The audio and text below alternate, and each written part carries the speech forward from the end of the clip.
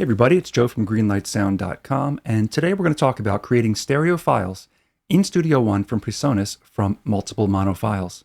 When we talk about multiple mono files, we're really referring to a stereo file that's been split into its separate left and right components. So a lot of DAWs, when they're exporting tracks or exporting stems, do this. They split the stereo file up into its left and right components. So if you had like a stereo overhead track, you end up with an overhead left and an overhead right mono tracks. Now when it comes to mixing, or if you're getting these tracks from somebody else, there's a couple of problems with that. First of all, it creates many more tracks than you need in your session. Makes the session kind of unwieldy and large that way. Second of all, when it comes to processing, you end up having to process either both mono channels separately or routing them to a bus or an aux channel and processing them that way. So a few extra steps to go about it. But in Studio One, there's a real easy way to create a stereo file from these two multiple mono tracks. Now there is the audio batch converter method, which is a paid add-on to Studio One that does this kind of automatically and quickly. But there's a free way of doing it within the actual core DAW itself. And the first thing we need to do is go to the Files tab over here on the browser. And this tab really lets you just browse all the files that are mounted on your system, and you can find where you have your raw tracks stored. And when you get to the raw tracks themselves, you'll see each one listed. So for example, here we've got our track 15 here. It's a cymbal track, and you can see it listed over here in the file browser. I'll highlight these. This is the left channel and right channel of this exact stereo file. They even have the same track number, which means they came from a stereo track in the session they were recorded in.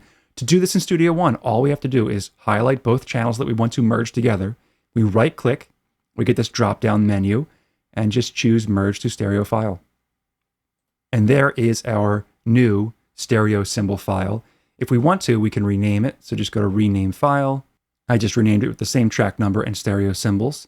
Now what I do here is just get rid of both of these mono tracks. I slide that new stereo file over to this track 15. There's my stereo file.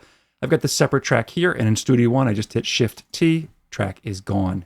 There we go. We've created our stereo file here. We've cut an extra track out of the way that we don't need and made it processing easier and saved us some space. Track 17 is the same way. And again, the process, I'd go down to track 17 here, highlight both of them, right-click on it, merge to stereo file. Get rid of my two tracks here, the mono tracks. I bring that stereo file over, get rid of that second track. There we go. Easy processing now. I can process it all on that one channel rather than having two separate processes on the two mono files. If you've got a bunch of these multiple mono files, you can just highlight all of them. So I'll take both of these tracks now, 18 and 19, right-click, merge to stereo file, and it'll do both at the same time. You've got 18 and 19. So you can really just easily go through your session's raw tracks here, pick all of those multiple mono files, right-click and have them all processed at the same time, then just drag them into the session here, and you've got your easy stereo files created from those multiple mono files.